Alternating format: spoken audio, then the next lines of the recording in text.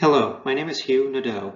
I am presenting this research my colleagues and I completed entitled Vaginal-Perianal or Vaginal-Perineal culture-based screening compared with vaginal-rectal culture-based screening for identification of maternal anogenital colonization by Group B Streptococci during the third trimester of pregnancy, a systematic review and meta-analysis. Since 1996, consensus guidelines from the CDC, ACOG, and AAP have recommended intravenous intrapartum antibiotic prophylaxis to reduce the incidence of neonatal infection with Streptococcus agalactiae in the first week of life. Because doing so lowers the rate of GBS, early onset disease, use of a screening-based strategy has been recommended in the CDC guidelines since 2002 and is still recommended in the current ACOG guideline. The specimen collection technique suggested by all iterations of the guidelines since 1996 involves swabbing both the lower third of the vagina and the rectum. Multiple studies since then have reported that combined vaginal and perianal sampling yields results similar to combined vaginal and rectal sampling. At least one study has described that most women report at least mild pain associated with obtaining the rectal screening sample.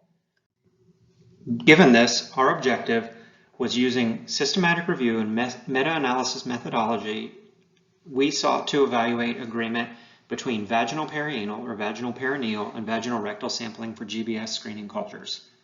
Studies were compiled that assessed for GBS colonization utilizing vaginal-perianal or vaginal-perineal culture and vaginal-rectal culture during the third trimester of pregnancy.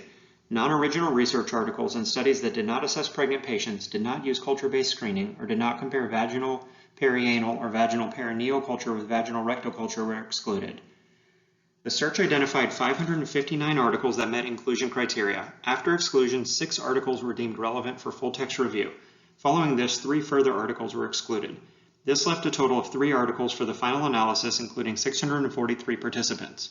These studies were published between 2004 and 2019. The study location was varied, with 2 of the studies being performed in the US, while the 3rd was performed in Switzerland. All included studies were prospective cohort studies and were found to be of good quality with low risk of bias. Meta-analysis of both raw agreement and the Cohen's-Kappa statistic were performed.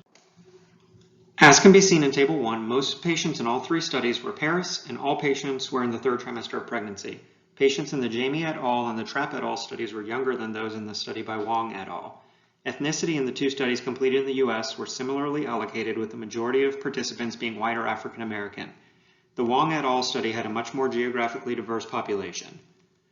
Regarding Table 2, the 3 studies utilized similar specimen collection methods, obtained samples from each predetermined site on each study patient, and utilized separate swabs for each sample site. Within the 3 included studies, GBS was detected utilizing both methods at a rate consistent with the anticipated frequency reported in earlier publications. Regarding Figure 2, for raw agreement based on the fixed effects model, the pooled estimate of raw agreement was 0.97, with a 95% confidence interval of 0.95 to 0.98. As the raw agreement comparisons can be inflated by chance, the Cohen's-Kappa coefficient was also evaluated.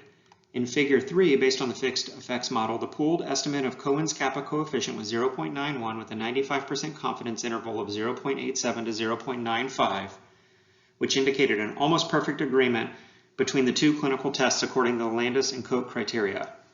In conclusion, this evaluation's narrow focus allowed for a critical analysis of a broad body of literature that supports the findings put forward previously in multiple smaller studies.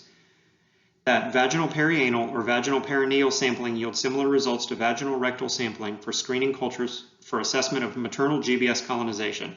Further, eliminating rectal specimen collection will lead to a clinically relevant decrease in patient discomfort.